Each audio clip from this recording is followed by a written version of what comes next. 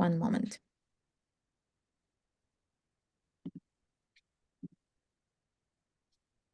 Okay, so welcome to World Forum for Women in Science, Envisioning Tomorrow, and we are in the technical session with the topic of knowledge, competences, and development. And I will give the word to our moderator to present herself. Thank you. My name is Brigitta Ferencik. I am from University of Pannonia from Hungary. I am PhD student here. I'm doing my studies, my PhD related to sustainability, sustainable competencies, and all these competence management. And I would like to present my work because I am the head of the Competence Center for Sustainability as well. And here I can see my co-moderator, Professor Arabella Butto. I would like to ask her to present herself too. Thank you. Yes, I am Professor Dr. Arabella Butto. Well, at the moment, I'm working as the Vice Chancellor, SAPS University of Art, Design and Heritage, but myself is a Professor for Innovation and Entrepreneurship.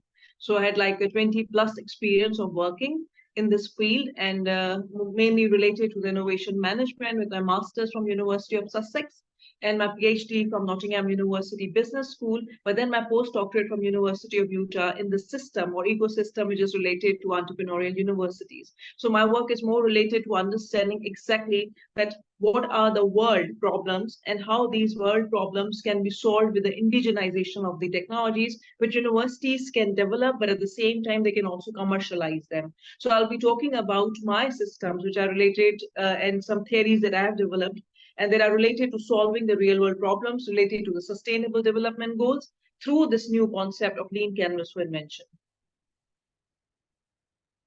Thank you so much.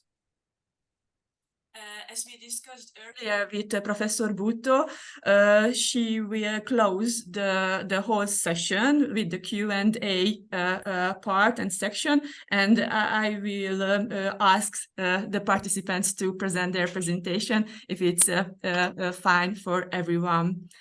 And I ask that can we start our session? I would request you, being a first speaker, to come up with the presentation, please. Okay, thank you. So I will share my screen too. Please confirm that you see my presentation. Do you see my presentation? Not yet. Not yet. Not yet.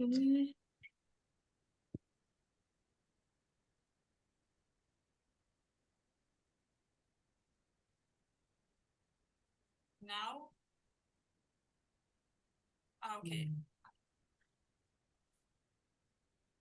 Yes, now we can see the presentation. Okay, so as I mentioned, I'm from Hungary, from University of Pannonia, and I'm going to speak about our institutional case, how we promote our sustainability activities, how can sustainable development through knowledge and competence platforms being promoted. Now it's working or not? Okay. So to begin, these platforms are important in order to achieve the distinguished sustainability performance, and having related knowledge and skills, having motivations are not enough, as I see. It is important to acknowledge the trends, the directives, and recognize the opportunities. But what kind of opportunities do I mean? For example, the ever-increasing willingness for cooperation between politics, industry, higher education, and NGOs, and the ever-increasing public intention to understand what is happening today in the world. I see these as opportunities as well.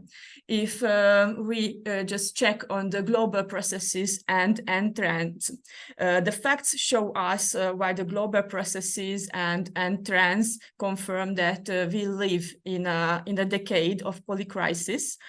The environmental, economical, societal, geopolitical, and technical problems are global. They link to each other. Therefore, we need complex struggle strategies. Effort by itself is not enough. We have to create new knowledge, new skills. We have to change our behaviors, attitudes, foster a sustainability mindset.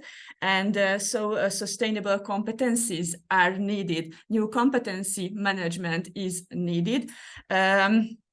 And recognizing this, the European Union has defined new strategic goals, which driving forces are green and digital transition in accordance with the United Nations Sustainable Development Goals, the SDGs. And the European Commission has developed the Green Com, which is the European Sustainability Competence Framework, which contains 4 areas with 12 competencies, as you can see here. And this framework promotes nature, values, system, and future thinking, acting. These topics are in focus, and the 12 competencies and methods helps to apply the principles of sustainability and achieve the goals. How University of Pannonia linked to this framework? We prioritize sustainability as one of the main topics, focus on fighting for a livable future. And in our first mission in the educational, higher education, formal education part, and also in the second one in the research part, our activities in environment, economic and societal sustainability get an ever-increasing role. And furthermore, we realize that we have huge responsibility to shape the future, so we don't have to stop in the first and the second mission. We have to make a step forward in the third mission. And we have to apply new platforms, and we have to create new platforms. As you can see here, national laboratories, competence centers, Center for Research Excellence, different platforms were established here at the university. For example, we created a new common company with Hungary and Central European's largest oil company together in order to help the green transition to the circular economy as well. So we have a very big task for enhanced innovation activities as well. But I would like to talk about competence centers because this is my field. We have a project organization with research focus. You can see here, this is about circular economy and waste management with different topics. But we see that it's very important to educate, to communicate, to include, and to institutional responsibility to the publicity, to the public. And therefore was Competence Center for Sustainability established with the main goal to coordinate the institution's sustainability-related educational communication activities and enhance the third mission and institutional sustainability. We see that the research results remain at the university level, and the public does not understand what we are doing and what should they do for a livable future. And therefore, our task is to translate our results and involve them in our activities and educate them. For example, in accordance with the Green Camp competence framework, embodying sustainability values. For example, we created an interactive program for sustainability. This is an own developed program, educational program about sustainability. It contains 10 topics: water, waste, climate, food, tourism, energy, biodiversity, green cities, sustainability and circular economy. And this program can be used as a 90 minutes long competition for students with 3 main elements: giving information to them, include them into the topic, and make them to cooperate and think together. This is all the competencies what are needed in sustainability. And we developed demonstration tools as well, different activities and methods in this program. And I think it's a very, very good example for involvement and education. But not just in the third mission with education, we have good examples. For example, we try to think in project matrices. That means that in our research thinking, in our research methods, it's very important to think in a complex and a critical way, and therefore we try to design our projects as circular economy and sustainability require. As you can see, we have to connect different disciplines to each other. For example, waste.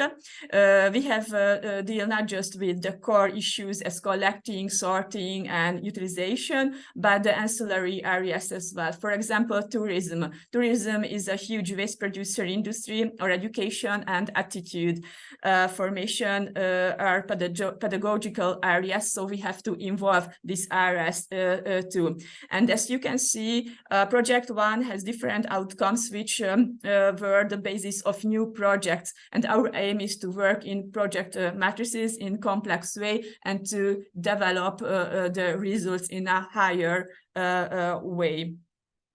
If we go into the other step, future literacy is a very important sustainable competence.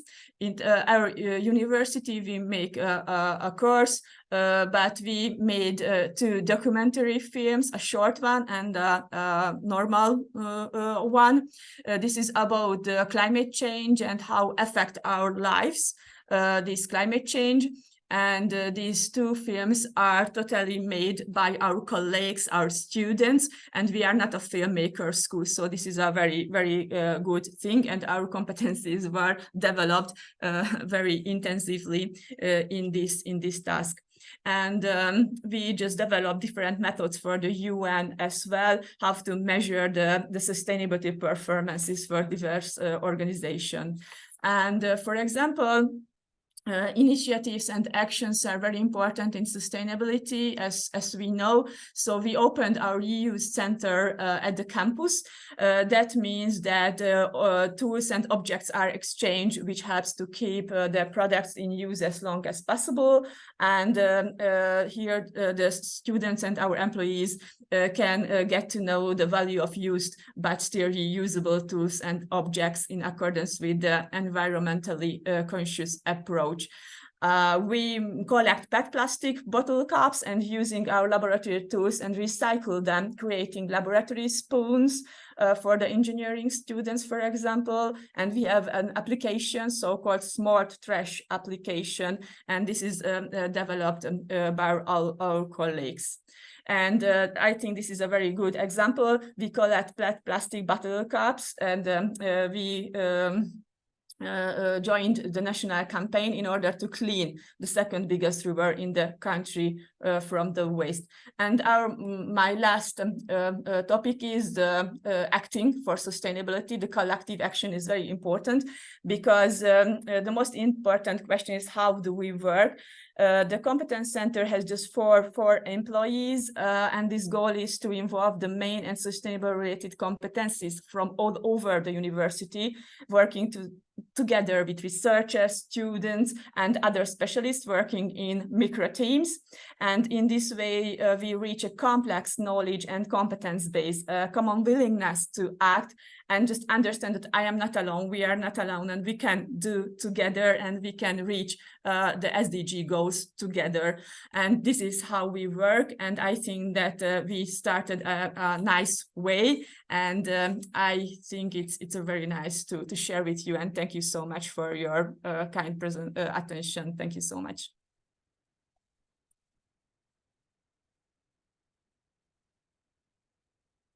Okay, I think thank you very much, Forensic. And we are maybe expecting our next speaker with us is Dr. Jog. She's around.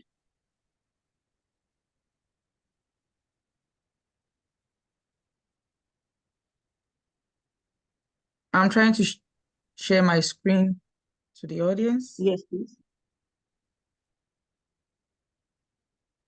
Okay. So let me take an opportunity to share her bio data with you. And in fact, she's an expert working on an assessment of presence, distribution, fate, and management of natural and anthropogenic contaminants, including priority and emerging organic contaminants, metals, and other compounds too. So inputs to the environment. A pollution controller using human-made or natural remedies, material development for the control of pollution or safe use. She is in fact an advocate for the circular economy for the consumer products. She holds a first degree in geology, master's and PhD degree in environment, chemistry, and pollution control. And in fact, she is an awardee of the World Academy of Sciences for the advancement of science in developing countries, include TAWAS. So Council for Scientific and Industrial Research. She has an PhD fellowship 2013 and CUI TAWAS UNESCO postdoc fellowship in 2021. And she holds a professional development in the fundamentals of global health from University of Washington in 2022 and a postdoc fellowship of the Science by Women in 2023 in Spain. So in fact, she is with us with her very interesting topic today, non-communicable diseases, pollution, prevention, and climate change reduction. So Dr. Jog, I'd appreciate for your presentation, please. Yeah, good morning. Good afternoon from Spain, from Bilbao to be precise. Thank you for having me, and I thank you for this conference. It's been a fantastic one here in Spain, and I should think this should be the third one I'll be attending within a space of 4 months. I hope to be back in my country very soon. I am a Nigerian, and I'm a postdoc fellow in the Center for Climate Change in León, Spain. That is BC3. So I'm actually working on mitigation of agricultural pollution control in that particular project. Now I'll be presenting. I don't know whether you're able to see my screen. Not yet.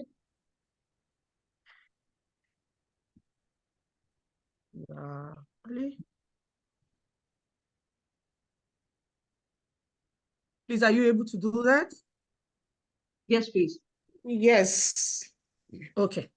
So non-communicable diseases, pollution control, and climate change. And why did I pick the particular topic? It is now becoming an emergency to have climate change being a threat to human health in present and future generation. And I have to say that it has contributed to death, it has contributed to diseases over time. And as a pollution controller, there is an advocacy to make sure that this does not continue as much as we can. So we keep looking for natural solutions. We keep looking for human-made mitigation methods in order to save the climate as a whole. I would like to really emphasize on air pollution. Why am I picking air pollution? You could agree with me that virtually everything being created by the creator, it has to do with inhaling of air. So you have human, you have animal, you have plants having to do something with air as one of the components of the ecosystem. So an air pollution remains the second major cause contributing to non-communicable diseases related to death globally. What is the purpose behind this particular presentation? It is to recognize the relationship between non-communicable diseases, pollution control, and climate change reduction. Now, the methods available to establish the relationship between these environmental risk factors and non-communicable diseases are as follows. Sometimes we have a case study where people come to the hospital to actually recognize the fact that, oh, I was actually exposed to fog, I was exposed to snow, and I feel that I have an increase in certain underlying illness because I'm being exposed at a particular period of time in the country where I am, or in a situation whereby you have experimental or interventional studies or ecological studies like the one I actually came here to Spain to do. Sometimes it could involve exploratory or analytic. Sometimes you could have a time trend studies. That is, over time you study such a patient, you are able to deduce the contribution to that underlying health effect, which is non-communicable, and to climate change. And sometimes you have geospatial models, which can also help in the resolution of these particular issues. Now, what are the findings over time? I have come to realize that climate change, air pollution, non-communicable diseases, as I've said earlier, becomes a global health and an environmental change over time, because there is virtually no time you are in the study of environment, you don't have to study climate change, you don't have the climate changing from one season to the other, whatever that is available. Sometimes ago it was COVID-19, which was an epidemic. So the same thing that we have in the environment. Every year you have different issues coming up. The global problem now is the microplastics, and of which over time we now start finding microplastics in our aquatic organisms. We find them in the bellies of aquatic organisms, especially those with fatty composition in their body system. Now, ingestion of tobacco, addiction to drugs, sugar sweetening beverages and drinks are obviously one of the pathways to these non-communicable diseases. And the independence, especially in African continent, to fossil fuel for energy. I can tell you for free that the cost of domestic energy in Nigeria is becoming too outrageous, especially with the present government at hand. So a lot of people settle down to fossil fuels, which they prefer is much cheaper. It is readily available. You can easily get that from nearby bushes. And of course, we are contributing to air pollution. Why the non-communicable diseases becomes the largest and the fastest growing global health burden. Air pollution has been responsible for 5 million deaths in a year, and climate change remains a trouble in the last 20 years, especially in the developing countries like Africa. Now, I would like to conclude with, we have to lay more emphasis, I will have to lay more emphasis on the conclusion part, because I've come to realize that this particular research work has so much to do with multidisciplinary. You have people in the nutrition and dietetics end, you have people in biotechnology trying to find solution to what we are able to consume over a period of time, the way we store our food, the way we prevent future occurrence of such outbreak of climate change in terms of diseases to plants, or in terms of reaction of human at a particular time to this particular epidemic. Now, I came to realize, of course, coming from a background of geology and an environmental chemist with a PhD, I was able to see that there was a large gap when you're talking about the communicable diseases and the climate change. The climate change has come to stay. And the more we keep finding a solution, the little man keeps raising his ugly head over and over. And as I said, the global problem we keep having all over the world is that lead is not leaving our water, even including the developed world. And also the microplastic remains an epidemic among us. So what do we feel to do at this stage? I think one of the first thing I can easily recommend is that everybody should check their dietary transition. You should be able to understand the fact that whatever you take in is a priority. It is your right to remain alive.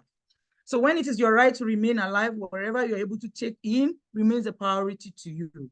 Now, another important thing I would like to also say that is for you to consider your environment as a safe place. If I decide not to pollute my environment, I will less contribute to climate change. If I decide to take responsibility that my environment is a priority, then I'll be able to save everybody around my environment.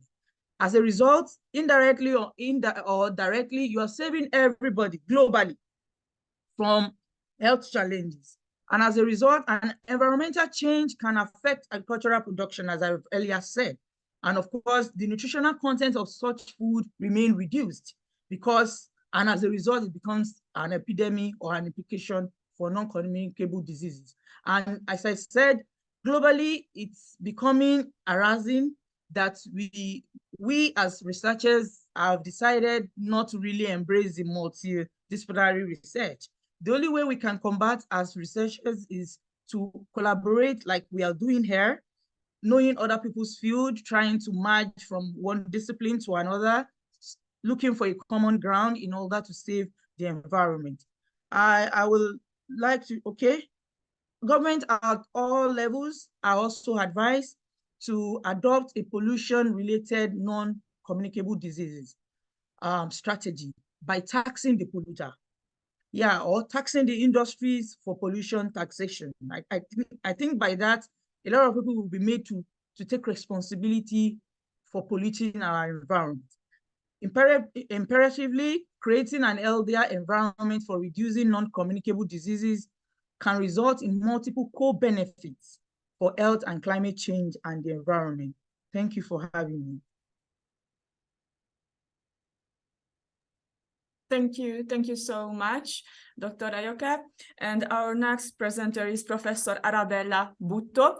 She is a professor of business and innovation management and currently serving as a vice chancellor SEBS University of Arts, Design and Heritage, Yamshoro. And her professional goals include knowledge creation and transfer for devising national STI policy and developing mechanisms and techniques promoting innovation and entrepreneurship in STEM disciplines. Dr. Butto is one of the core team members involved in establishing a new institute with a vision of producing human capital qualified for science and technology policy and innovation management. Her presentation is about bridging research partnerships for SDG solution. Professor Butto, please present your presentation. Thank you very much. Would you please allow me to share the screen? Not yet. Not yet.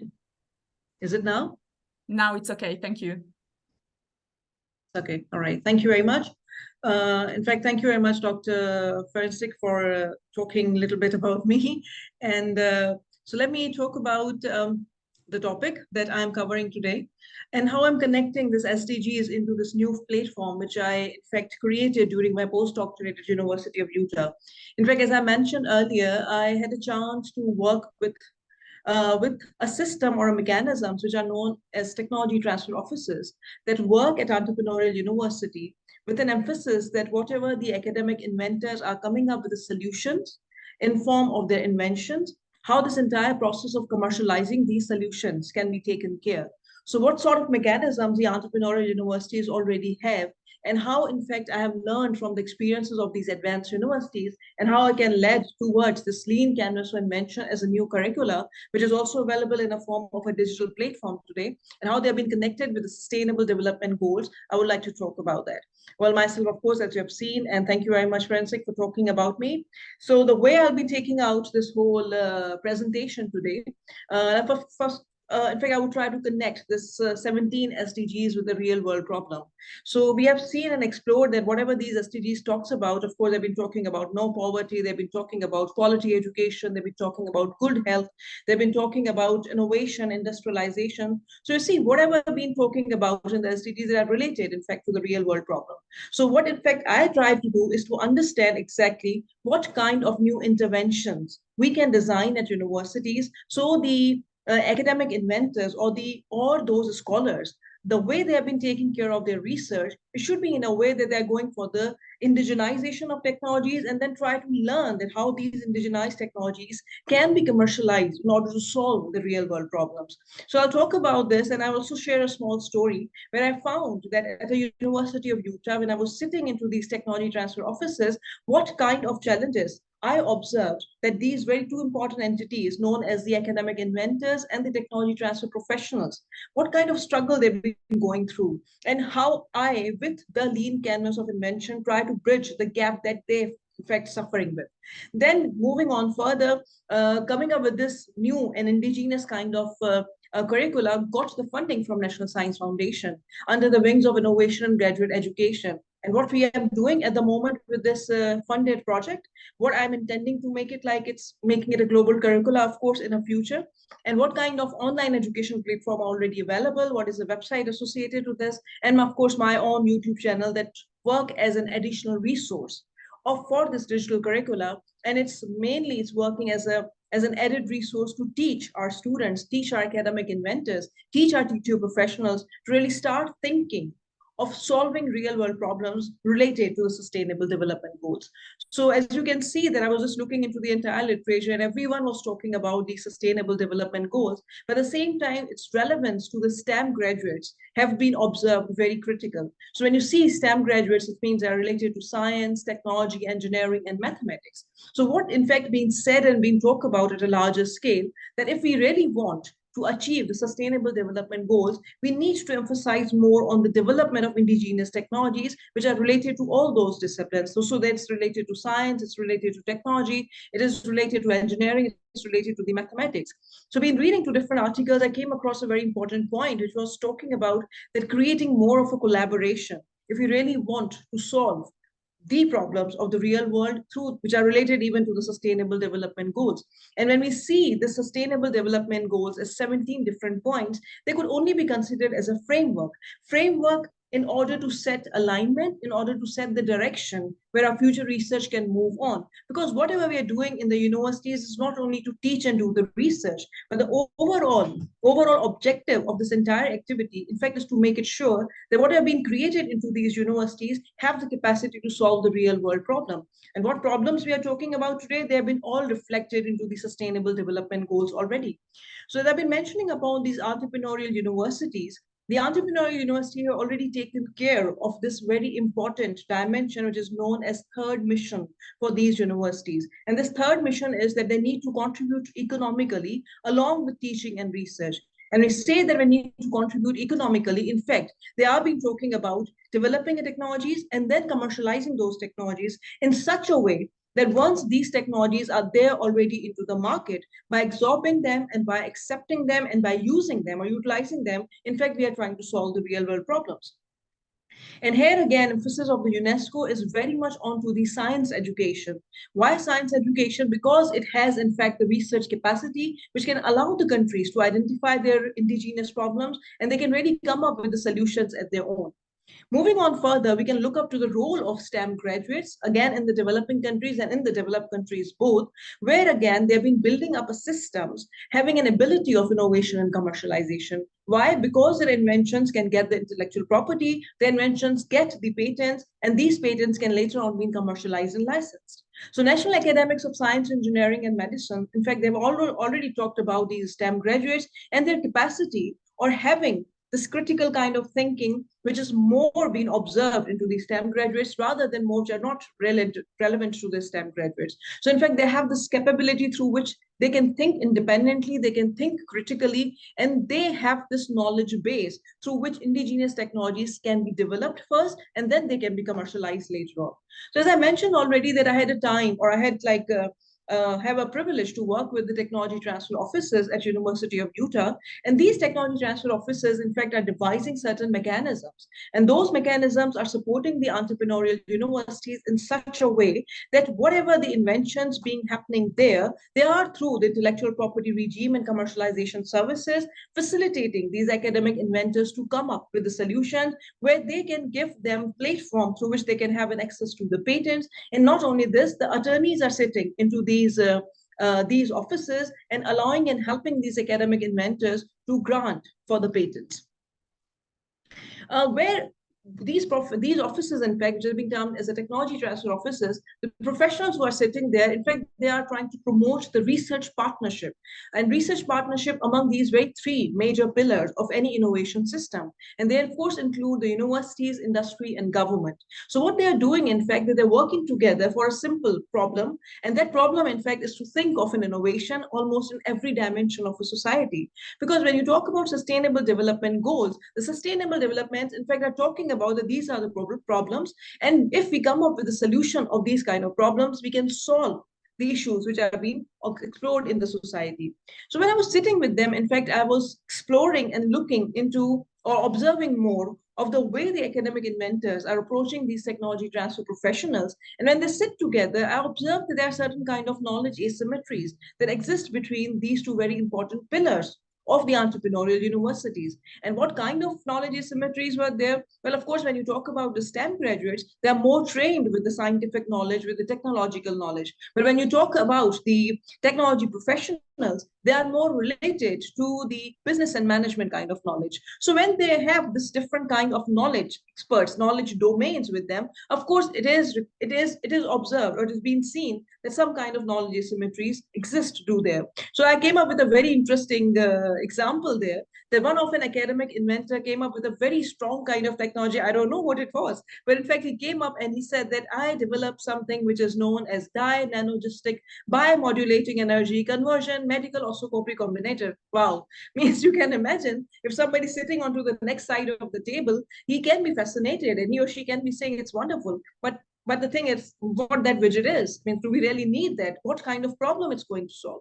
So until unless this kind of knowledge asymmetry that exists between two very important pillars, it is not being bridged. They cannot facilitate the entire process of commercializing the indigenous technologies to solve any problem, though it's been related to sustainable development or they are not related to sustainable development goal. So I've been seeing and observing, and I came up with this entire phenomena, which says that there is a knowledge asymmetries that exist between these two very important pillars, which are the academic inventor and the technology transfer professionals. And because of their gap, what is happening? Some of the solutions, even if they're coming up till the university, they are unfortunately not seeing the market. And if they are not reaching to the market, what is happening? Solutions are not coming out there, so people cannot utilize it. And if people cannot utilize it, the real world problems cannot be solved. So it means that this kind of phenomena need an intervention. So what kind of intervention is required? Of course, we need to come up with certain managerial strategies. And in these managerial strategies, one needs to think that what kind of missing components are there, which if we start thinking, we can bridge this knowledge asymmetries between two very important indicators. So in fact, I started working onto that, and then in fact, I had to interact with a larger number of academic inventors. I need to interact with a larger number of teaching professionals. And at the same time, I need to explore most of the documentation. And then doing this whole qualitative kind of study led me towards the development of a new tool, which is known as lean canvas for invention. And this lean canvas for invention, if you can see here in between, means you can see this one in between, I'm proposing that through this lean canvas for invention, the knowledge asymmetries that exist between the academic inventor and the TTO professionals can be bridged. And once this knowledge asymmetry will be bridged, it will facilitate more of the inventions to go from the universities to the market. And then if somebody can come up with very simple kind of technology with very simple kind of definition and can say, well, this is something very simple name. And with a simple name, with a simple concept, the manager who's sitting into the other side of the table will be more excited and will be able to say, yes, it's good. It means I can see there is something out there and it has really a solution which can be launched into the market. So as I mentioned already, what I have worked upon, I in fact explored these missing components. And when these all missing components were there, I had to go through the interviews with the academic inventors. I had to go with the interviews with the professionals. And then at the same time, I had to go through the analysis of certain invention disclosures. Now, those invention disclosures, in fact, have the solutions in them. But again, the question mark was, well, even if these solutions can be related to sustainable development goals, what if they will not reach to the market, if they will not go into the hands of the user? So if they are not they're not reaching into the hands of the user, what would happen? The solution may be devised, inventions may be done, but unfortunately it cannot solve the real world problem. So what I've done, in fact, I developed some mentoring mechanisms for that, taking a help from business model canvas, looking into the research process and leading towards certain components which I have considered them as a missing component already. So it has been devised in a form of a lean canvas for invention, which came out with an exploration of larger number of challenges. For example, one of the challenge was that real world problems identification was missing. So then I had to go through the extensive literature review, extensive interviews, extensive kind of work, and then I came up with certain solutions. Similarly, with the lack of review of existing solutions which are already there in the market. So again, they need to be explored and some related work was done. And then a gap that exists between the academia and the industry, which was being highlighted by almost every academic inventor. So after doing this, I in fact came out with the open codes. And from those open codes, I led in fact towards a theme. And those themes, if you can see, it's a summary of those themes in fact led me to the development of this tool, this academic tool, which is known as Lean Canvas for Invention. Now, if you see this lean canvas of invention is quite lean in the nature because every information is on a piece of paper. But then this piece of paper, in fact, has a flow. And you can see this flow starts from the problem identification, goes up to the literature search, it goes to the existing solutions, it goes to the market landscape, to novelty, coming down to the research question, then going to research methodology, moving to key resources, to funding, to team capacities, and then finally to research outcome. So you can see there's a flow going on. And if we teach the academic inventor this entire flow quite early at the time phase when they're thinking or conceiving an idea of their indigenous technologies, most of the knowledge asymmetries that exist there can be bridged. Now you can see this is not only a sheet, it's not only one canvas, but behind this entire canvas, for every component that is visible there, there are extensive workshops being designed. For every component that you can see, for example, problem identification, you need to answer a couple of questions. And how one can answer these couple of questions, it also been relying on an extensive workshops. You can see few of these templates that I have shared here, but in fact it has 25 different templates. Each template has supported with a checklist, and at the same time some hands-on activities. And when academic inventors start working on those hands-on activities, the answers which are required by the technology transfer professionals at the time of commercialization have already been answered. So it's quite conceived earlier. It's a process, a research process, through which devising the solution of real-world problem become possible if this whole entire process being done. As I mentioned earlier, that we started with me, myself, and my supervisor, we started devising this entire curricula, but then we thought, why not to give it a try, to apply it for the National Science Foundation funding. And we did that, and luckily we got enough in 2021. We got its 3-year project, and the 3-year project, in fact, needed an extensive review. But then at the same time, we are teaching. We're teaching this course to the postgraduate students, to the PhD students, to the faculty members, and to the managers of the technology transfer offices. And the work required is that to facilitate and bridge the knowledge asymmetries and bring these partners closer to each other so that they can start talking about similar languages.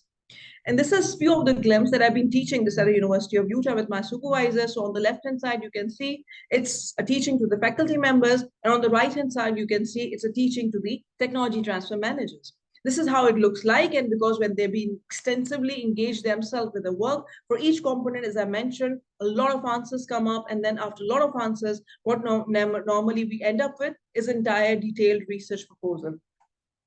A lot of research work has been done, papers have been published. If somebody is really interested to look more about this lean canvas for invention, you can have a look to these papers, which have already been a part of conferences. It's already been a part of Triple Helix Association, and again, at the same time, IEEE and TINA and Propagation magazines, the work has been there.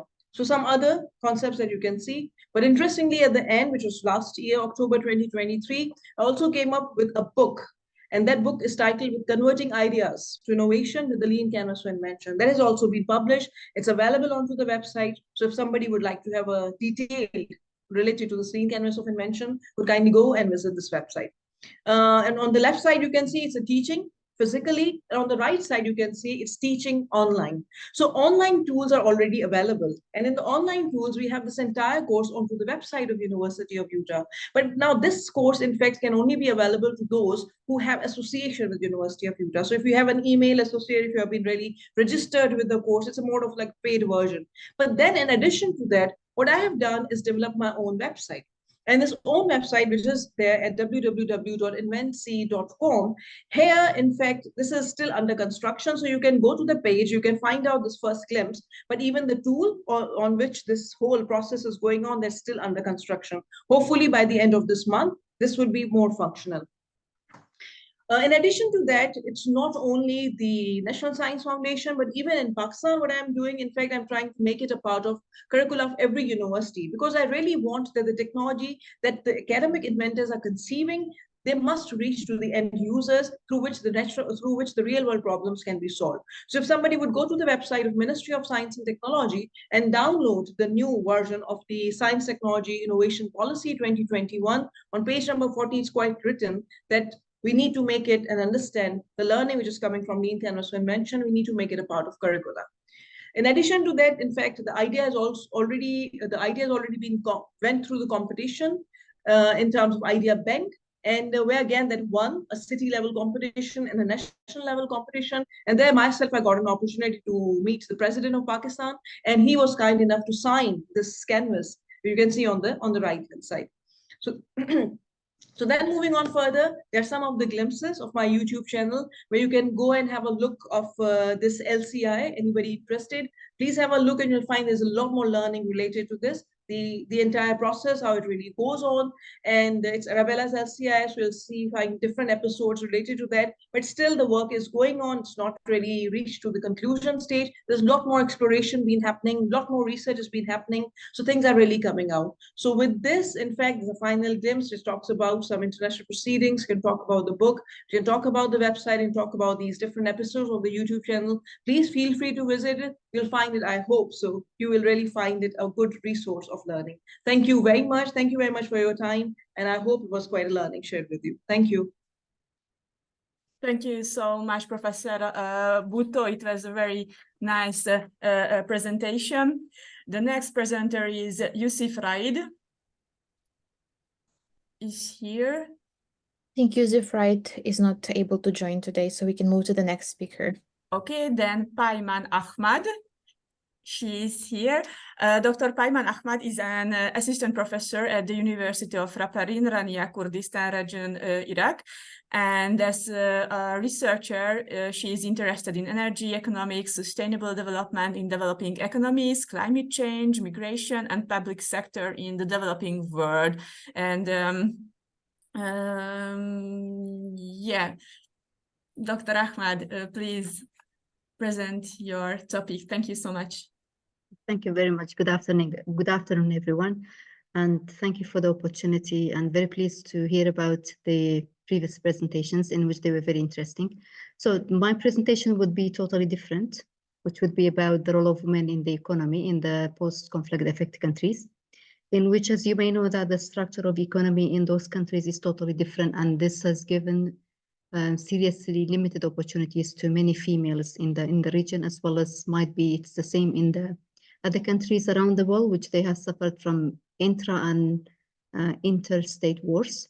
For the case of the Middle East, you may know that many cases are available so far, such as Iraq, Syria, Libya, Yemen, even Afghanistan, in which those are even around us, there are fragile economies, as well as states which they are suffering from instability, as well as financial and economic crisis, in which in general the regional as well as state structure affects the contribution of women in the economy, as well as women's participation in the economy.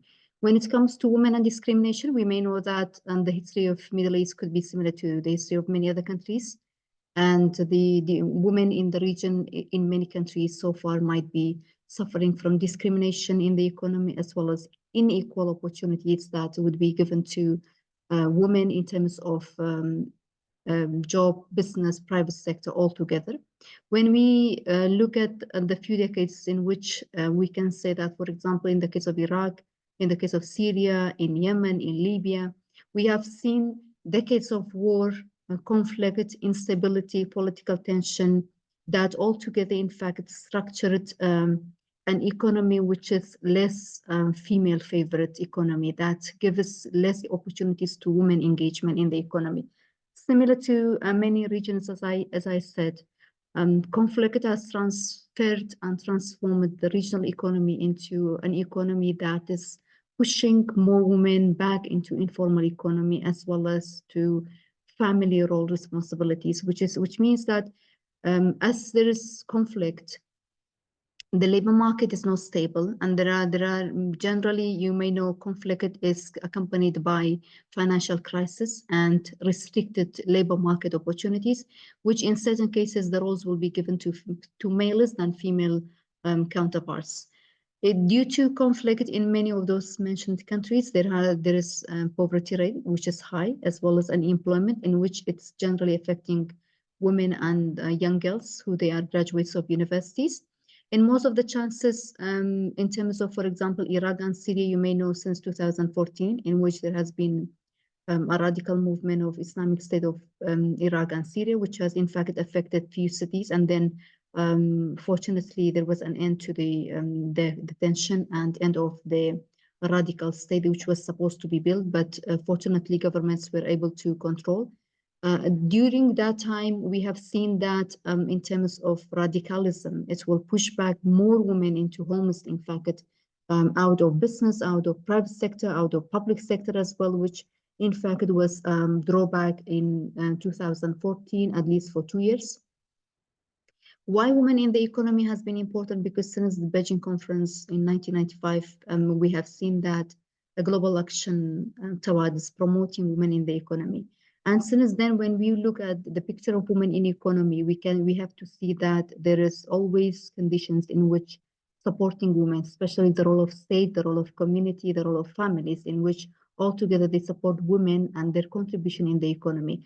Another thing is that, which is very important, is we have to see that through these global initiatives, such as Sustainable Development Goals, Millennium Development Goals, Beijing Conference, and the initiatives of World Bank, IMF, as well as OECD, all together support women, not only in the advanced economies, but as well as in the developing economies, in which recently there has been actions after 2030 agenda. All countries around the world, including Iraq, Syria, and all, has started working on promoting women and women engagement in the economy, in business, as well as in politics. When it comes to the other issues that we look at, as I said, a fair participation of women in the economy as well as in business, we have to see that the state and societal attitude has changed. For example, nowadays I am rector of a university, which is 20 years ago was not possible. Now in Iraq, we have 4 to 7 women as having leading positions in the Ministry of Higher Education, almost might be more than 20.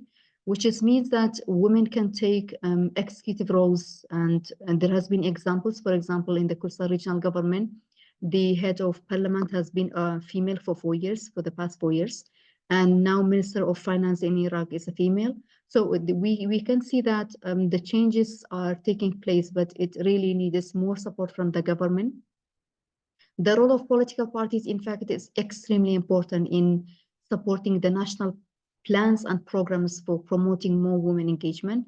It is very interesting, after the fall of Saddam's regime, more women are into economy as well as into politics, as well as into business and government in Iraq. And we need much more, in fact, to contribute more into the economy, because we need to have diversity in terms of sharing knowledge and contribution to the GDP as well as to economic development.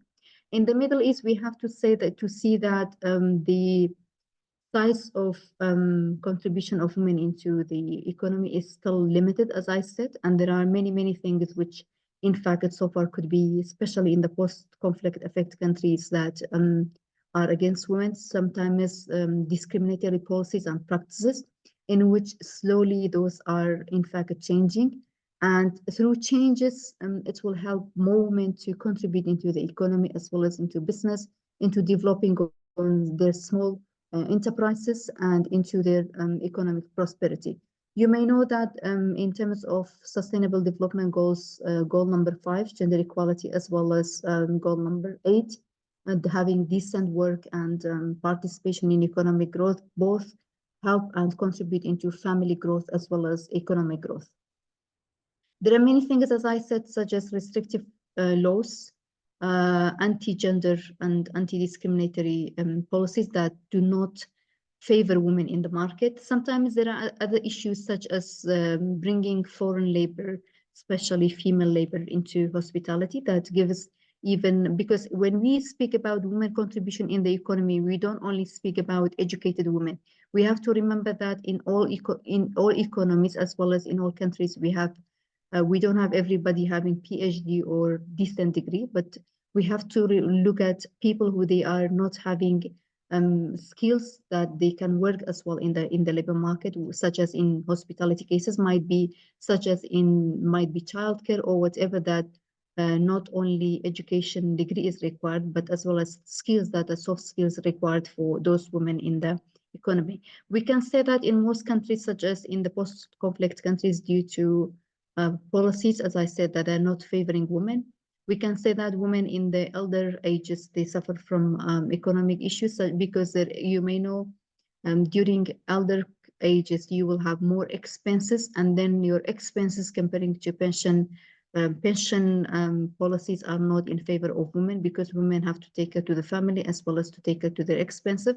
So women participation in the STM is increasing. For example, in my university in Iraq is the leading university in terms of female participation. Majority of students out of 7,000 students, 65% up is female student participation. However, in terms of employment, we can say that especially in the private sector employment, chances are limited to males, because most of the private sector businesses are male-dominated businesses, such as, for example, in terms of construction, in terms of other services that need male experiences. However, now recently everything is moving, but we can say that more women in terms of state, they are in the public service as well as in education and higher education, and also in hospitals in terms of caregiving. If you look at this gap, it's in the gap of gender gap in the labor force participation, you can see that in the Middle East is very high, in which we can see that so far we need more contribution, more opportunities for women. Creating better conditions is required for fair participation of male and female in the region. If we look at employment of women and where and how they work, we can see that due to conflict, as I said, due to emergencies in most cases, due to lack of sufficient financial contribution of government as well as of private sector, we can see that many women are working in vulnerable employment, in which they are working in poor conditions, sometimes long hours. And there are cases in which, in certain cases, low payment is given. Sometimes there are discriminatory practices in which, in certain cases, when there is emergency or when there is a financial crisis, especially in terms of oil price crisis, those are directly affecting private sector. You may know that, for example, for a country like Iraq is resource-based economy, and when there is sharp decline in oil prices, the private sector that are resource-driven and directly will affect female, male, and family finance as well as family income, because most of those jobs will be dominated by males. Even if we look at cases, we can see that many women are working in part-time situations, because they prefer to give more time to their family and their family well-being. Sometimes we can say that in the post-conflict countries, as well as in countries that they are suffering from internal war, working outside of home is not only an option. In fact, sometimes women are obliged to stay at home because there are emergencies in which doesn't allow for women to participate in the economy because of safety and security that in certain cases will not be granted. In terms of competition in the private sector, competition with males are very difficult. Sometimes when women in fact are competing, you may know that chances will be sometimes given to males. For example, sometimes it could be in the sector, as it could be the orientation, it could be the conditions that a female could not take part or could not choose this job.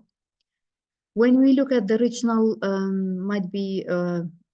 when we see the overall participation of females and women in the region, you can see that the Middle East is still low comparing to the other regions. And we can see that economic participation and opportunity is 44.0 comparing to the other regions is low. In that case, we can see that huge knowledge and skills would be wasted in the region if women do not have further contribution. But there are certain cases in which we can see that changes have been taken into account seriously in Saudi Arabia, even as an oil-driven country, in many Gulf states. So we can see that the status of women is changing. However, the government planning and the action plans based off 2030 agenda has helped more women to get out from homes and work in the other sectors. When we look at the gender structure, as I said, because of because of the history of the Middle East, if you may see, Middle East is a volatile region. For example, a couple of nights ago, we have seen that an attack of Iran on Israel. And in fact, myself, I have experienced seeing the rockets being launched from close to us, which is in fact, that creates insecurities and fear among public, in which the region has in fact been volatile for decades. And that political disagreement, regional challenges altogether have really affected the great picture of women in the economy. And most cases in which we look at into future could be providing recommendations for the government and supporting more women into the economy.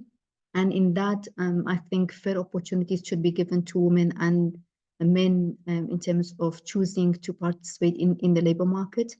Lifting barriers to enter the market. Sometimes there are in fact barriers that allow women to participate.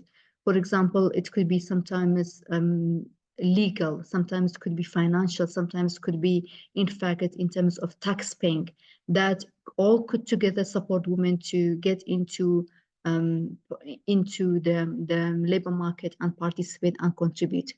There are sometimes gender discrimination issues. Sometimes there are cultural issues in which they may say that how can a female, for example, be Minister of Agriculture? For example, in Kurdistan regional government, now Minister of Agriculture, she's a woman. And the Director of General Board of Tourism is a woman. So we see that those changes really would provide examples of further women in the future. And the challenges could be many. However, we should say that their contribution really pictures a beautiful picture for other women to step into business as well as into enterprises. Another important thing I can say that in terms of Syria and Iraq, which I have knowledge on in general, is that the role of women in the family business. Now we can say that a lot of women in the region, they are working in family business, which is another great opportunity for women to take part in leading their family business, especially in the hospitality sector, in which gives more privilege to women to work and to, in fact, contribute into creating income in the economy.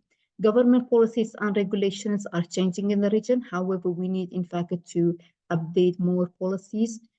But we don't have to see the picture of, for example, Finland to work for Iraq, for Afghanistan, because they not only culture, the economic structure, as I said, is different, because an economy such as Iraq is less diversified, which means that an oil-driven economy is totally different than a diversified economy that gives more opportunities to many women. Therefore, no one policy size fits all, as I said, one size doesn't fit all. So we have to base it on 2030 agenda, build and create our own policies that fit more women and bring more women and empower more women into the labor market.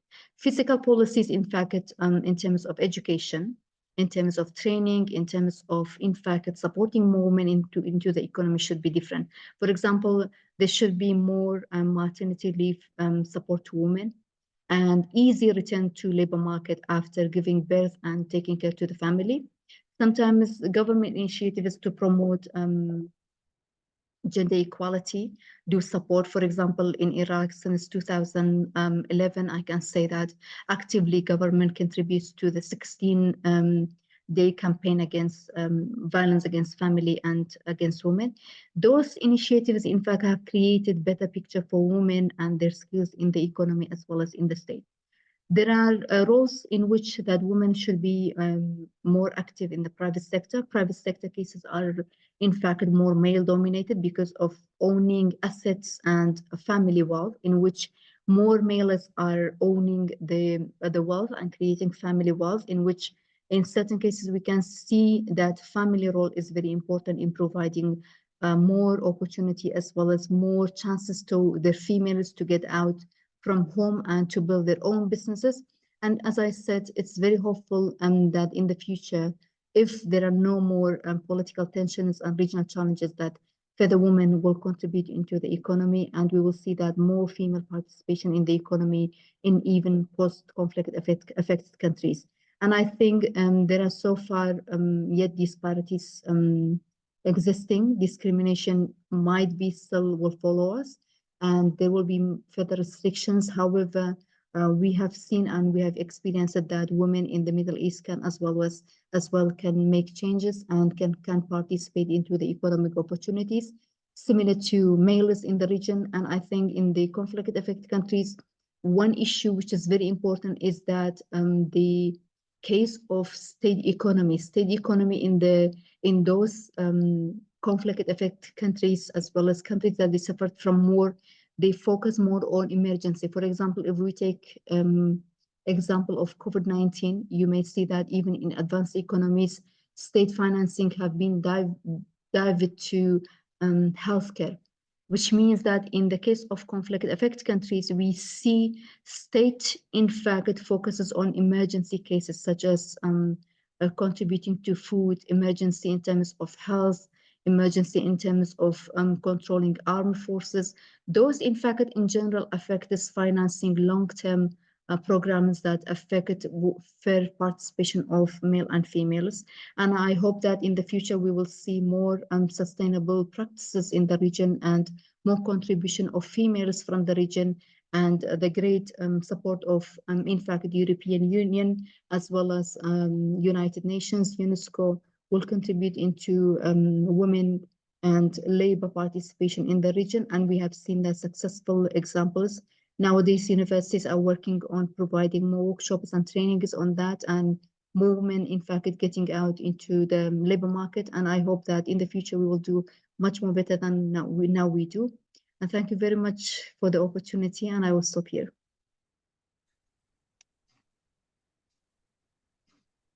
Thank you so much, Dr. Ahmad. Our next presenter is Dr. Funmilola Olubunmi Omotayo. She is lecturer and researcher at the Department of Data and Information Science, Faculty of Multidisciplinary Studies, University of Ibadan, Nigeria, as well as a researcher fellow at the Department of Information Science, College of Human Sciences, University of South Africa, Pretoria, South Africa. Thank you.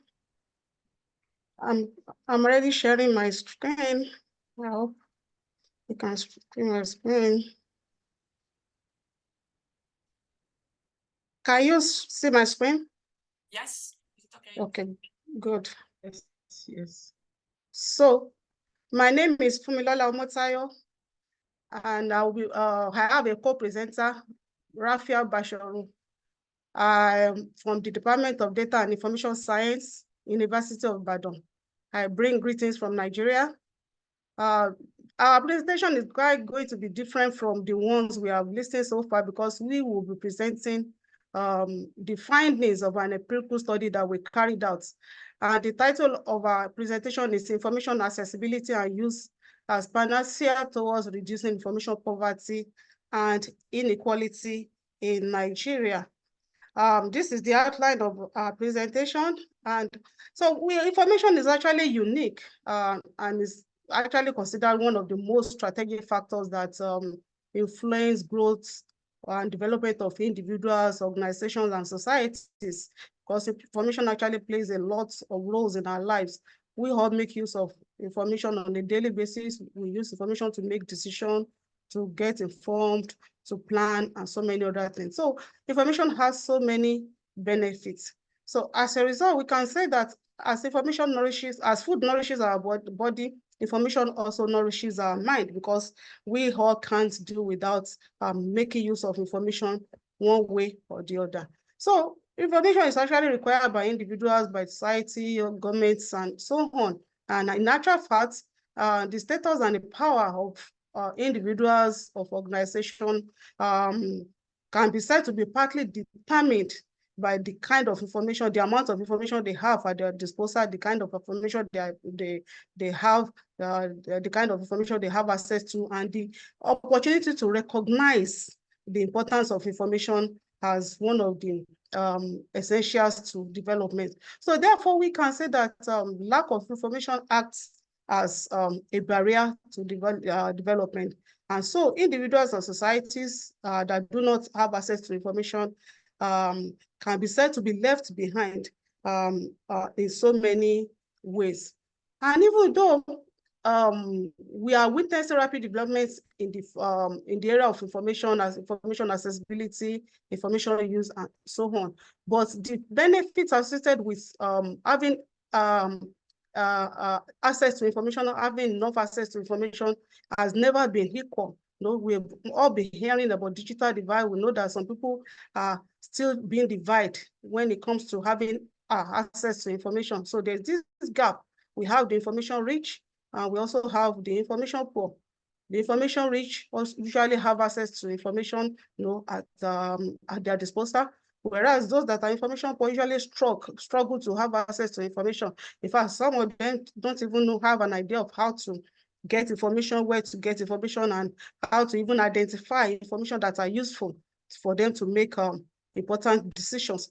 So this gap between the information rich and the information poor can be found within countries, can be found within states. It can even be found among individuals in the same locality. We can have individuals in the same locality, and some will be information poor, and some will actually be information rich. So this actually brings us to the concept of information poverty. So, and the concept actually was introduced by researchers to describe these inequalities that have been observed with regards to information accessibility, as well as the this social disparity in having enough access to information. So information poverty can be defined as an hindrance, having an hindrance to information resulting from social injustice, individuals' inability to define the kind of information they need, having lack of adequate information resources, and lack of skills or knowledge to actually make use of information. So when we have an individual, or we have a society, or there's a community that find it difficult to have access to information, they find it difficult to, to make use of information, or find it difficult to even construct information or use it appropriately, we can say such an individual or such a community is information poor. So going to the research problem, we actually try to identify the problem, and one of the major problems that developing countries like Nigeria is facing is not about economic poverty. There's economic poverty is entrenched in most of the developing countries like Nigeria, but we also have information poverty, and to discover that not much attention is being given to the concept of information poverty. More attention is being given to economic poverty without looking at how to eradicate information poverty, which is also very important for our survival. So many nations, therefore, are yet to tackle this problem, despite the attention that researchers have been, giving to this particular consent. So we also find that some researchers have also expressed concern that, in fact, not being able to have access to information can be linked to information poverty. That is, economic poverty can also be linked to information poverty. That if people are poor economically, then it is likely that they will also be poor information-wise. And preliminary investigation also carried out by these researchers revealed that many people in Nigeria, especially those with low or no formal education and the underprivileged, lack adequate access to information, and so we can say they are. So this brings us also to the concept of information poverty. And so we've discovered that this not having enough access to information also leads to them having low level of information literacy skill. They have low self-efficacy when it comes to information. Some of them don't even know how to go about finding information. Some of them don't even know how to identify the kind of information they need to make a informed decision. And so we decided to embark. So we identified this gap, and we decided to embark on a study to look at how accessible the underprivileged, how accessible they have to information, and how their level of information poverty. And we also try to identify some of the factors that influence information poverty among this category of people. So this is our research objective. The objective was to investigate information accessibility and use of the underprivileged in the Ibadan metropolis, Nigeria. And so these are the research questions that we provided answers to. We actually formulated 8 research questions, and we provided answers to these research questions. So we also, these are the synopsis of the literature that we actually we retrieved, and we were able to see that even though several studies from across the globe have been conducted on information behavior, but little attention has been paid to studying information poverty. So the study was anchored on 2 theories. We adopted the theory of Maslow's hierarchy of needs theory, as well as the theory of information poverty. And this is the conceptual framework that we developed for the study. For the methodology, we adopted the descriptive survey design of the qualitative type, and the location was at Ibadan, Oyo State. Ibadan is a town in Oyo State in Nigeria, and the subjects of our focus were the underprivileged in that particular study area. And we also adopted some inclusion and exclusion criteria. For instance, adults that were above 18 years and having average income less than 20,000 and low skilled. So then the population was indeterminate. So we actually used the convenience and the snowballing technique to select our respondents.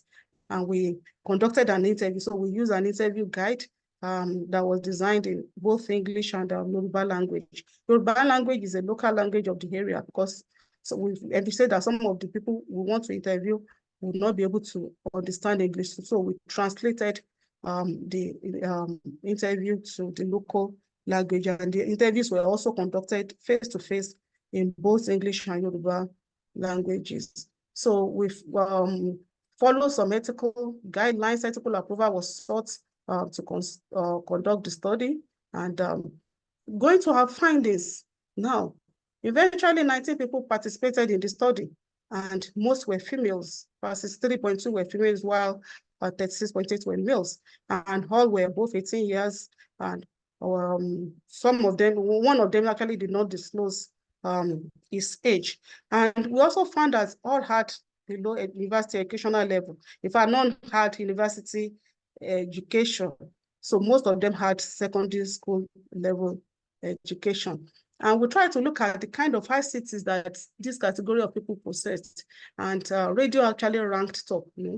17 of them had radio, television, 15 television, 11 basic phones, and 5 had smartphones. But 3 of them did not even have any phone at all. And none of them had a computer, either a laptop or a desktop. And this is the word cloud representation of the ICTs possessed by the respondents. We also tried to look at their information needs. And in fact, found that their information is actually revolved around their basic needs, what they do, their daily activities, their businesses, and some said their needs had to do with their religion, security, personal growth, and so on. And this is also the word cloud representation of the various types of needs identified by the respondents. So we also try to look at the information sources that they consult, and we found that most of them said they had access to information sources, but when a critical analysis, we found that these sources they had access to are the basic information resources. They didn't have access to the sophisticated information resources, for instance, like internet library and so on.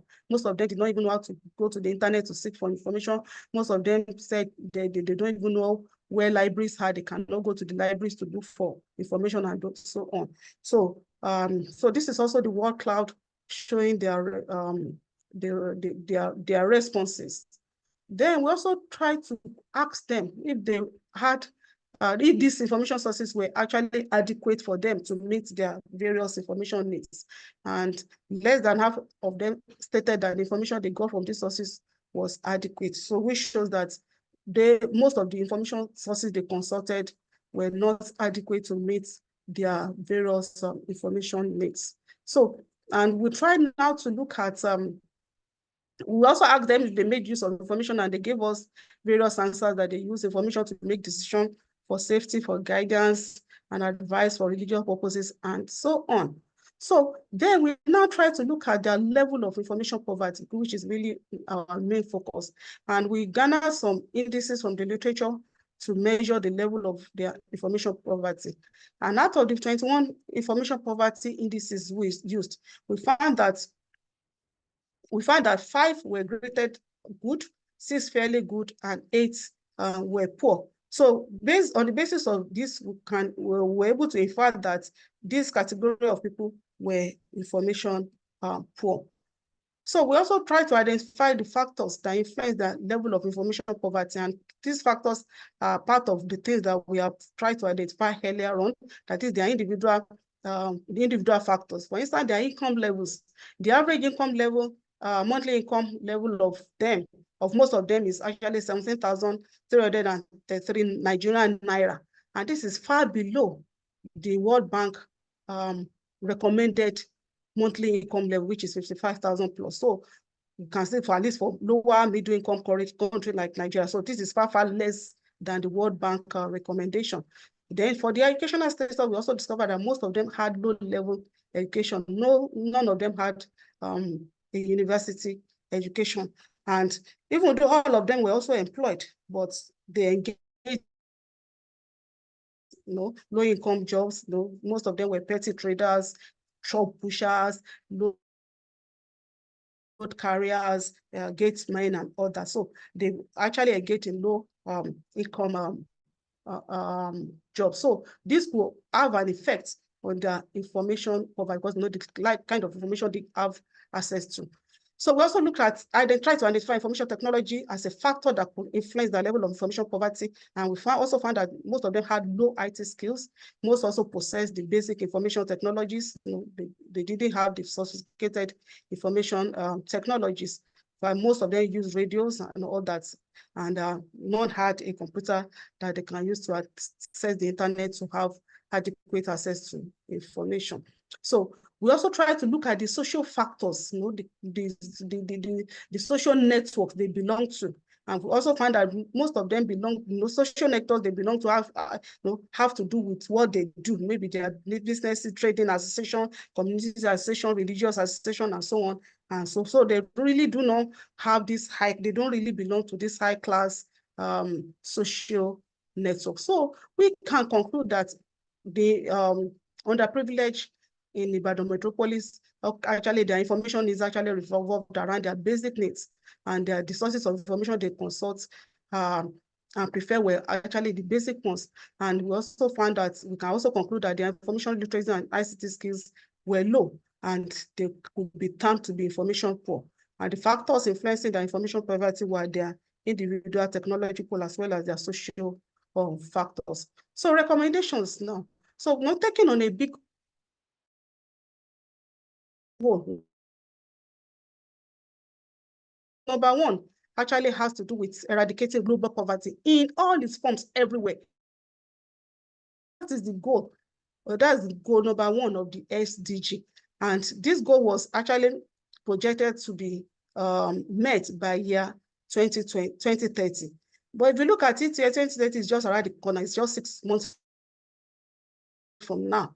So, and a lot has not really been done to meet the poverty level, to eradicate poverty level, especially in Nigeria. So therefore, we are making a recommendation that in order for the SDG goals to be a reality in Nigeria, the Nigerian government and every stakeholder need to focus more on the provision of jobs, number one, provision of basic amenities, such as information resources, electricity, and so on, in order to be able to bridge this gap. So these are the contributions that we have made to the study. Like I said, it was an empirical study, so we have been able to provide the empirical data to let people know the kind of information the underprivileged needs, the kind of information sources they consult, and their level of accessibility and use of information, as well as their level of information poverty. We also provide data on the factors influencing their information poverty. So thank you so much for your attention.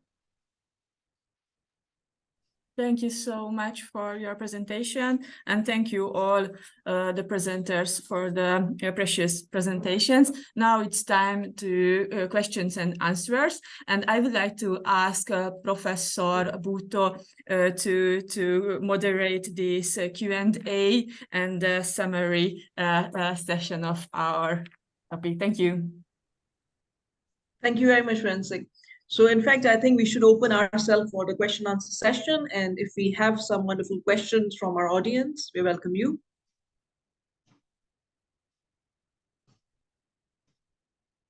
So even you can write down in the question answer session, or you can come up if we allow them. So they're allowed to come up. The Traces&Dreams, the one who's hosting us. Yes. So attendees can ask the questions. Yes. Yes, in the chat and section of questions and answers, there are no questions. So if you have any remarks or questions you would like to discuss, you are more than welcome to do so. But bear in mind that we have around 10-15 minutes to do so, because we will have the next session very soon. Thank you.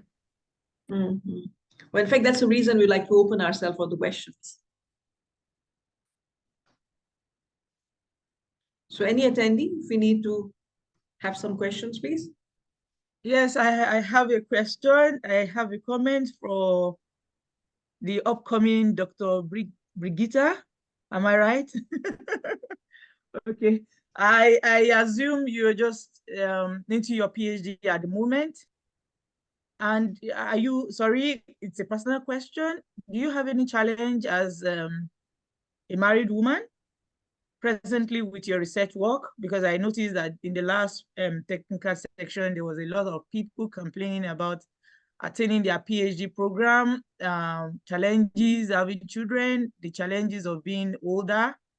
The lady actually complained she was 38 and she was facing quite a lot of challenges coping with the PhD, especially when you are not in your home country. I don't know. Could you share your experience? So probably we can just rub minds on that just to encourage you as well. Thank you for your question. Here in Hungary, at our university, the women with children or women before marrying status are supported by the university. We have this 4 years program here, and we get all the support. So we work in team here. We have tutors here, and I think that at my university is a very good thing. These working group methods, as you can see. So if we have some problem, we can resolve it together. And therefore, maybe yes, having children is not so easy because you have other obligations. But I think, and I experienced that my colleagues can get other help from the university. Very good. I noticed actually in recent time, apart from aviation, that is Alexander von Humboldt's fellowship, I noticed that there was a previous call, I think that just ended in April, that is also giving females privileges to fellowship, where you are being considered as a mother. If you have a child, your PhD is being backdated with a year. If you have like 5, your PhD is being backdated with 5 years. I think it's a very good one for us at the moment, especially at this crisis time, because I remember that there was nothing like that during my PhD days, which was obtained 7 years ago. I was an awardee of TOAS for my PhD. And I know that there was nothing like that at the initial stage. So now I'm beginning to see so many fellowships that can allow you to, even within 6 months, you are okay. They allow you to just come in for 6 months, taking care of the fact that you have to return back home and you are a mother, and also taking care of the number of children you are having, which is actually a real encouraging one for women in science, because I can tell you that it's been a challenge coping with the children, and again, the intimidation at times from spouses, because you have to be away for a longer time. And if you don't have an understanding kind of mind, and it's a very crazy one to really remain in this profession. Thank you very much. Thank you, Emma, Dr. Jog, for putting up this question. So we'd appreciate some more questions if they're around.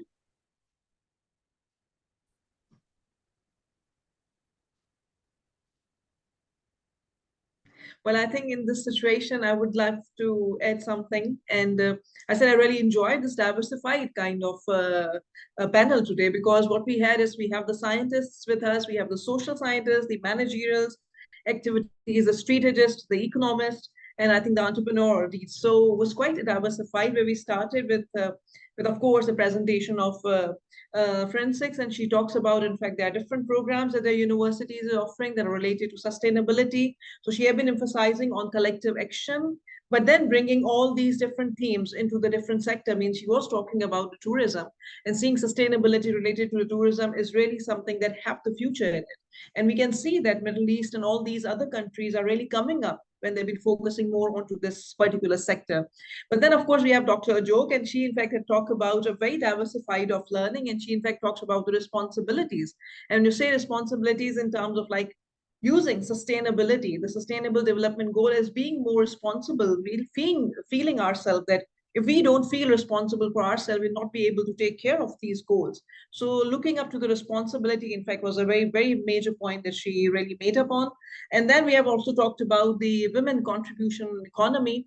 And in my opinion, in fact, it's all about the financial independence. If women feel financially independent, they can really make good decisions. They can make quick decisions. So bringing and making it sure that the female itself, she herself feel herself responsible enough, but at the same time financially independent enough, would really make her capable of thinking, making quick decisions, and then again contributing larger number in the economy. Well, then of course we have Dr. Phenomen, and she in fact talked about the role of women, the women participation, but then she also talked about more of like a male dominant society. So what I was thinking onto these lines is that why it's a male dominant society? Because there's a larger number of male already get the grassroots level education. If you can see, there's a larger number of girls get the grassroots the knowledge at the grassroots level.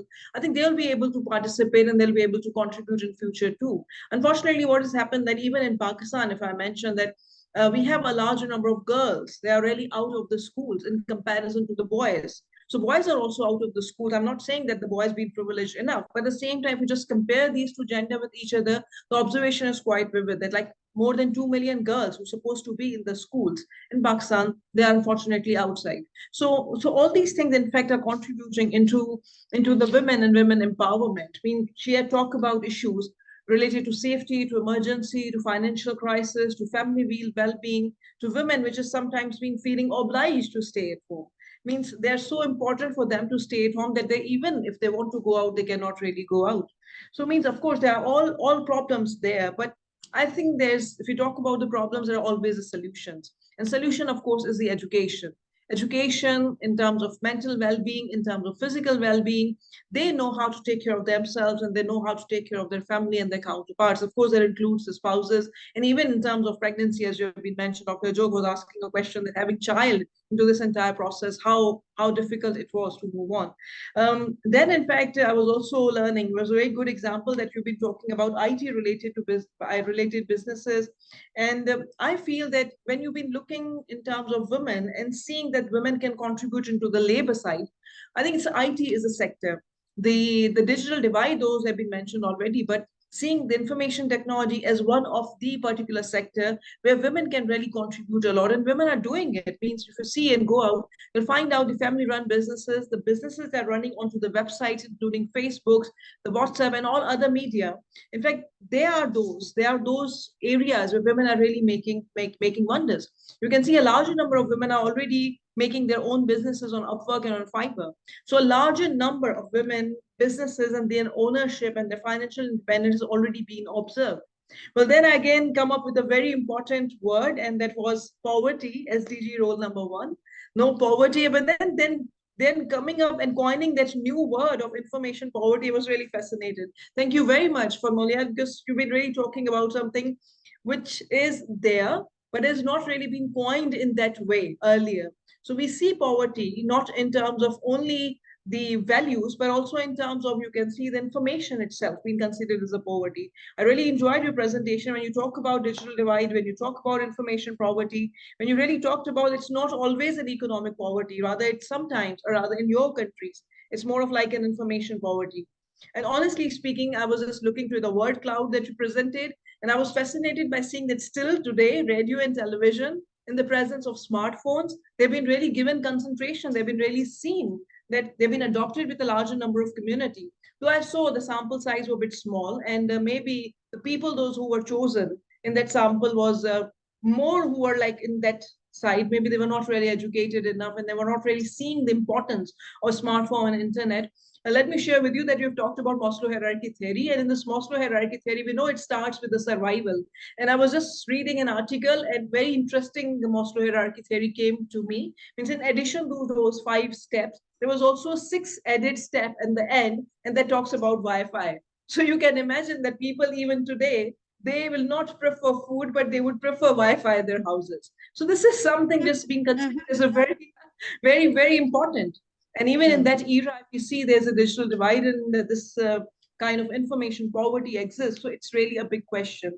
So I think we very collectively have talked about mainly the problems which normally women face. But I think at the same time, we should also talk about the solution. We should also talk about that how, as a gathering of all these women, can really solve these issues. And I really think it's an education at the very first place. So we are literate enough, we are knowledgeable enough, and the knowledge asymmetry word that I coined, in fact, in my research, this is something which we need to categorize, and we need to see the importance of this knowledge in our lives. As much as knowledge being given to the women, to the girls in the society, as much as I feel they will be more learned and financially independent. So I think this is something that these kind of forums, the World Forum, have been doing it. Very thankful to all of them who are in fact managing this and sponsoring this entire activity. Traces&Dreams, thank you very much for making this possible, because what we need to do is to sit together, think together, and think of solutions rather than only thinking about the problems. So very diversified group. I think every presentation was marvelous, and we had a very good time understanding and learning from each other. Thank you very much for this entire activity. Thanks to Brigitte, thanks to Dr. Joe, and thanks to other speakers for being a part of this. And of course, Fun Me. It's like Fun Me, Lola. Yeah. Thank you. Yeah. Fun Me, Lola. Thank you. Thank you very much for the session. Really had a good time. So back to Traces&Dreams, please. From Traces&Dreams also, we are very grateful for your time and for your very important insights. It was really, really interesting and important. And if there are no questions, I think we can finish the webinar and move on to the next webinar. If you want to also join and listen, you are always welcome. You can find the links in the program. We'll join. All of us will join. It's been very interesting. Yeah. Thank you for having us. Thank you. Thank you very much. Thank you. Thank you so much. Thank you, everyone. Thank you. Have a nice day. Have a nice day. Bye-bye. Bye-bye.